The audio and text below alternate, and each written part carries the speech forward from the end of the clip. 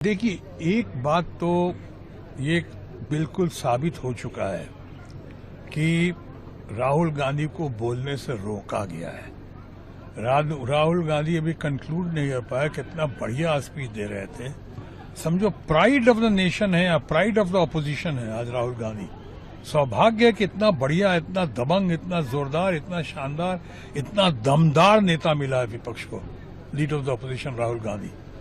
अब वो अपनी बात जब रख रहे थे, पूरा विपक्ष क्या, लोकसभा क्या, पूरा देश उनकी ओर देख रहा था और आपने उनके आधे रास्ते रोक दिया। ऐसे तो बहुत बार हमने देखे हैं, चर्चा में बहुत शोर शराबा होता है। क्या किसी को आप आधे रास्ते रोकते हैं? माननीय प्रधानमंत्री जी अगर बोल रहे होते या माननीय गृह मंत्री जी बोल रहे होते तो उनको आधे वक्तव्य के साथ आप उनको रोक देते?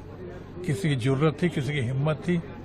इससे लोगों को लगता है कि कहीं न कहीं कुछ मिली भगत है ऊपर बैठे लोगों की और हमारे रूलिंग पार्टी के फ्रेंड्स की। नहीं होना चाहिए ऐसे।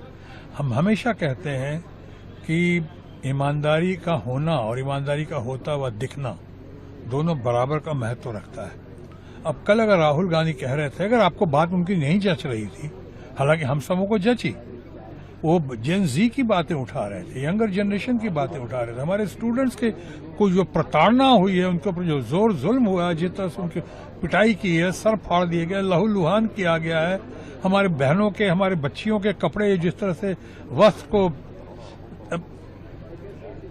फाड़ा गया है, तकलीफ पहुंचाई गई है, हम लोगों को महिलाओं की इज्जत के साथ खिलवाड़ करने की कोशिश हुई है। सफेद कपड़ों में लोग लाठी चला रहे हैं, पुलिस साथ में है, उनके साथ उनके सहयोगी सफेद कपड़ों में, वो कील वाले। मैं नहीं कहता मैं पुलिस की इज्जत करता हूं, देश का पुलिस की इज्जत नहीं करेंगे तो कैसे होगा, लेकिन जो दोषी हैं उनके ऊपर अंकुश लगना चाहिए, उनका हिसाब किताब होना चाहिए, ताकि कानून की आड़ में या ऊपर सुपीरियर्स की आड़ में वो इस तरह की हरकत ना करें।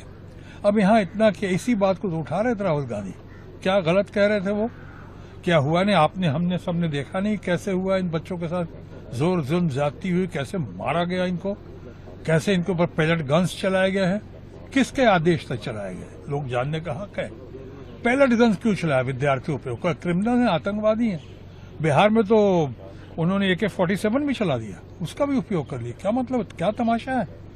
ये तो इमरजेंसी में भी ऐसा नहीं होता है। कभी अपने इमरजेंसी में सुना था किसी भी इमरजेंसी में कि आपके ऊपर पैलेट गन्स चला दिया गया? एक बार कश्मीर में सुनने की खबर आई थी, लेकिन वहां पे दूसरे धारा के तहत कुछ लोगों को लगा, कुछ लोग जो कर रहे हैं वो हरकत जो है शायद आतंकी भी हो सकती है, इसलिए ऐसा हुआ।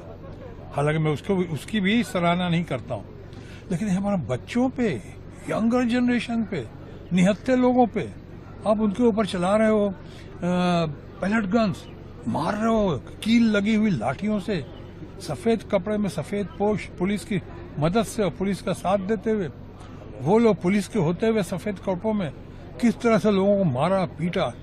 लोगों को जानने का हक है। क्या कोई मानेगा कि दिल्ली में ल्यूटन्स के एरिया में या जंतर मंतर में या पार्लियामेंट के नाक के नीचे क्या किसी पुलिस अधिकारी की इतनी हिम्मत है, इतनी जुर्रत है कि इस तरह की बात करे, क्राउड कंट्रोल के नाम पे पैलेट गन्स चला दे या वहां पे AK-47 चला दे, जब तक कि ऊपर से कहीं से आदेश नहीं हुआ हो या ऊपर से कहीं किसी की मंशा न रही हो, कहा होगा भाई चलो जैसे भी हो कंट्रोल करो, जाओ जो करना है करो, हम हैं। इस तरह की बातें हुई होंगी तभी हुआ होगा ना। मैं नहीं समझता हूँ कोई देश में ऐसा पुलिस अधिकारी होगा जो अपने मन से या कोई SDM या DM अपने मन से बगैर ऊपर से आदेश लिए हुए गृह मंत्रालय से ऐसी कोई हरकत करेगा, नहीं करेगा। तो अगर वो कह रहे थे, आप कहते कि चलो उनका हाथ नहीं है और गृह मंत्री का हाथ नहीं है, जवाब दे देते, या नहीं भी जवाब देते, पहले इनको सुन लेते।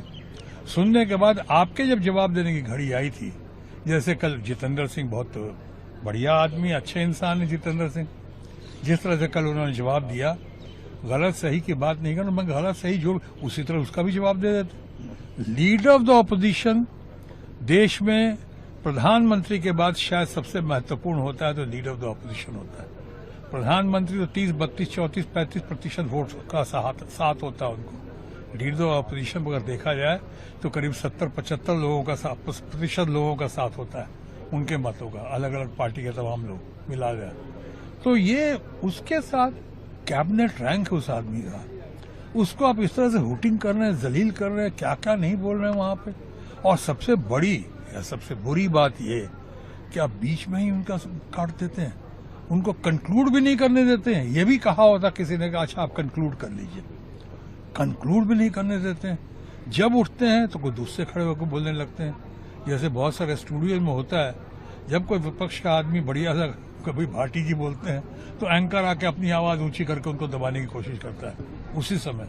और जब रूलिंग पार्टी का होता है तो किसी की हिम्मत नहीं होती, कोई ऐसा नहीं करता है। दुनिया देख रही है, इसीलिए आज बहुत सारे मीडिया का नाम गोदी मीडिया इसलिए हो गया कि वो विश्वसनीयता खो चुके हैं। उसी तरह इन हरकतों से हमारे रूलिंग पार्टी के फ्रेंड्स या हमारी सरकार जो जो बातें करती हैं, वायदे करती है, नया कानून ला रही है, कानून ला चुके हैं, उसके बाद फिर नया कानून लाती है, इससे सरकार की विश्वसनीयता चली जाती है कि अरे भाई पहले तो जितनी बातें की, किसानों की आमदनी डबल करने की बातें की, आपने 2 करोड़ रोजगार देने की बातें की, आपने 100 स्मार्ट सिटीज देने की बातें की, सारी बातें जैसे हवाई हो गई।